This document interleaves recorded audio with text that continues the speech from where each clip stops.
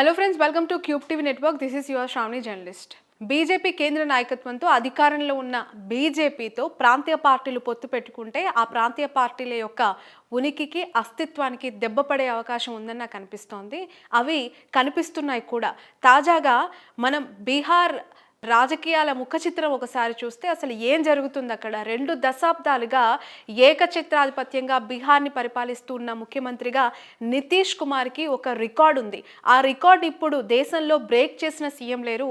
ఈరోజు తనకి తానే రాజీనామా చేసి రాజ్యసభకు వెళ్తున్నాను, ఇంకొన్ని చిరకాల కోరికలు ఉన్నాయి, అవి నెరవేర్చుకోవడానికి వెళ్తున్నానని చెప్పి ఆయన ఒక స్టేట్మెంట్ ఎక్స్ వేదికగా ఇచ్చారు. నిజంగా తను రాజీనామా చేసి రాజ్యసభకు వెళ్ళే అంత ఆవశ్యకత బీహార్ ముఖ్యమంత్రిగా ఉన్న నితీష్ కుమార్కి ఉందా? ఎందుకనంటే తాను బ్రతుకున్నంత వరకు తన కుటుంబ సభ్యులెవరూ కూడా రాజకీయాల్లోకి రాను అని చెప్పి పదే పదే చెప్పిన ఒక సీఎం ఏకచక్రాధిపత్యంగా 2 దశాబ్దాల పాటు మరొకరికి అవకాశం లేకుండా బీహార్ పాలిటిక్స్ని ఏలిన వ్యక్తి నితీష్ కుమార్. అలాంటి వ్యక్తి ఈరోజు రాజీనామా చేసి రాజ్యసభకు వెళ్తూ ఉన్నారు. అక్కడ తన కుమారుడైన నిశాంత్ కుమార్కి డిప్యూటీ సీఎం పదవిలో కూర్చోబెట్టి బీజేపీ అధికారంలోకి వస్తుంది, బీజేపీ ముఖ్యమంత్రి సీట్లో కూర్చోబోతుంది అనేది ఇక్కడ కనిపిస్తున్న అంశం. ఒక్కసారి బీజేపీ ప్రాంతీయ పార్టీల పొత్తు అంశం, ఆ సినారియోస్ని మనము అబ్జర్వ్ చేస్తే గతంలో శివసేన, అకాలీదళ్, ఇప్పుడు జేడీయూ, ఈ 3 ప్రాంతీయ పార్టీలకి సంబంధించి బీజేపీ యొక్క ముద్ర ప్రాంతీయ పార్టీలతో జతకట్టి వాటి అస్తిత్వాన్ని ఎలా దెబ్బ కొడుతున్నాయనడానికి ఒక 3 రాష్ట్రాల రాజకీయాల ఎగ్జాంపుల్స్ మనకి ఇక్కడ కనిపిస్తున్నాయి. నెంబర్ 1 శివసేన. బాంబేలో మనం తీసుకుంటే ఏక్నాథ్ షిండేని ముందు పెట్టి శివసేనని ఏ స్థాయిలో వాళ్ళు చీల్చారు, ఆ ఓట్ బ్యాంక్ని బీజేపీ ఎలా టర్న్ చేసుకుంది, షిండే పాలిటిక్స్ అక్కడ ఏ స్థాయిలో మనకు కనిపించాయో చూసాం. ఎన్సీపీని కూడా 2 వర్గాలుగా విభజించి పాలించు అని చెప్పి బీజేపీ అక్కడ మనకి క్లిస్టల్ క్లియర్గా ఒక పొలిటికల్ సినారియోని చూపించింది. అజిత్ పవార్ని డిప్యూటీ సీఎం చేసింది. అఫ్కోర్స్ ఈరోజు తాను లేకపోయినా తన సతీమణి అక్కడ కొనసాగుతూ ఉన్నారు. మరొకటి పంజాబ్లో అకాలీదళ్కి సంబంధించి కూడా బీజేపీ పాలిటిక్స్ అక్కడ మనకి కనిపించాయి. ఇప్పుడు జేడీయూ వంతు ఆ నెక్స్ట్ ఎవరు?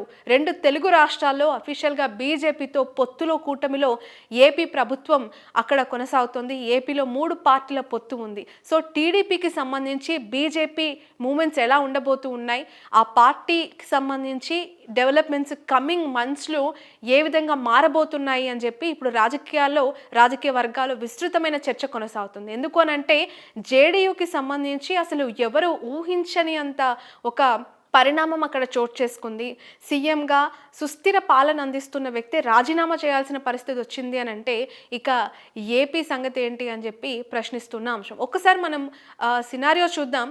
ప్రతి ప్రాంతీయ పార్టీతో బీజేపీ చెతకడుతోంది, సుస్థిరంగా కొనసాగుతూ ఉన్న గవర్నమెంట్లోకి ఎంటర్ అవుతోంది. వాళ్ళ ఓటు బ్యాంకు అంటే ప్రాంతీయ పార్టీలకున్న ఓటు బ్యాంకుని చాలా క్లీన్గా ఇన్డెప్త్లోకి వెళ్ళి బీజేపీ వైపు టర్న్ చేసుకోగలుగుతోంది. 1 నేషన్ 1 పార్టీగా బీజేపీ తన అడుగులు ముందుకేస్తోంది. ప్రాంతీయ పార్టీలతో పొత్తు పెట్టుకుంటోంది. గ్రౌండ్లో ఉన్న ఓటు బ్యాంక్ ని వాళ్ళ వైపు తిప్పుకోవటానికి ఈ ప్రాంతీయ పార్టీలతో జత కడుతుంది. ఈ విషయం మరొకసారి మనకు అర్థమవుతోంది. అఫ్కోర్స్ ఇక్కడ ఎప్పుడూ కాంగ్రెస్ విమర్శిస్తోంది తెలంగాణలో బీఆర్ఎస్ బీజేపీ ఒకటి అని చెప్పి. ఏపీలో అఫీషియల్గా జనసేన, టీడీపీ, బీజేపీ పొత్తులో ఉండి అధికారంలో ఉంది. సో ఆల్రెడీ ఏపీ విషయానికి వస్తే సీఎం రమేష్ అవ్వచ్చు, సుజనా చౌదరి లాంటి అర్ధబలం అంగబలం ఉన్న సీనియర్ లీడరు వాళ్ళు. అలాంటి మరికొంతమందితో కూడా ఇమీడియట్గా బీజేపీ వాళ్ళ పార్టీలో అఫీషియల్గా జాయిన్ చేసుకోవటానికి రెడీగా ఉందని ఒక సంకేతం వస్తూ ఉంటే ఏ నిమిషానికైనా ఏ డెవలప్మెంట్ అయినా ఏపీలో జరగవచ్చు అనే ఇండికేషన్ మరొకటి మనకు కనిపిస్తోంది. ఎందుకు అనంటే బీజేపీ ఎక్కడైనా సరే ప్రాంతీయ పార్టీలని ఉనికి చంపేసి తమే పూర్తి స్థాయిలో అధికారంలో ఉండాలి, ప్రభుత్వంలో ఉండాలి, పరిపాలన ప్రజలకి ఈజీగా మా ద్వారా చేరాలి అనే ఒక ఇంటెన్షన్తోనే ముందుకు వెళ్తున్నట్లు కనిపిస్తోంది. గత ఎన్నికల్లో కూడా వెస్ట్ బెంగాల్ విషయానికి వస్తే మమతా బెనర్జీ విషయంలో చాలా ఇబ్బంది పెట్టి శుభేందు అధికారిని తీసుకొచ్చారు. అక్కడ పార్టీ ఓడిపోయినప్పటికీ కూడా చాలా డిస్టర్బెన్సెస్ క్రియేట్ అయ్యాయి. మమతా బెనర్జీ ఈ రోజుకి ఏ స్థాయిలో సఫర్ అవుతుంది, బీజేపీ వల్లనే నేను ఇంత ఇబ్బంది పడుతున్నానని ఓపెన్ స్టేట్మెంట్స్ కూడా ఇస్తుంది. సో ఏపీలో మరికొన్ని రోజుల్లో నారా లోకేష్కి పట్టాభిషేకం చేయబోతున్నారు. నారా లోకేష్ని ముఖ్యమంత్రి చేస్తున్నారు. పవన్ కళ్యాణ్ని కేంద్రంలోకి తీసుకెళ్లి ఒక ముఖ్యమైన పదవి ఇస్తూ ఉన్నారు.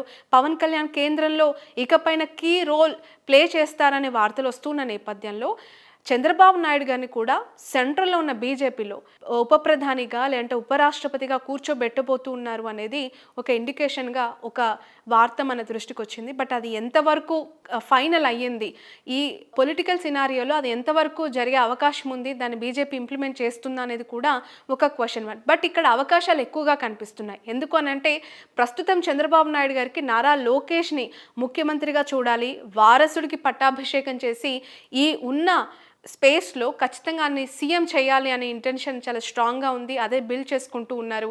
ప్రతి సందర్భంలో కూడా నారా లోకేష్ అఫీషియల్గా సీఎం కాకపోయినా సీఎం లాంటి హోదాలో అన్ని కార్యక్రమాల్లో యాక్టివ్గా ఉంటున్నారు. ప్రతిదీ కూడా చాలా కీన్ అబ్జర్వేషన్ ఆయన చేస్తూ ఉన్నారు.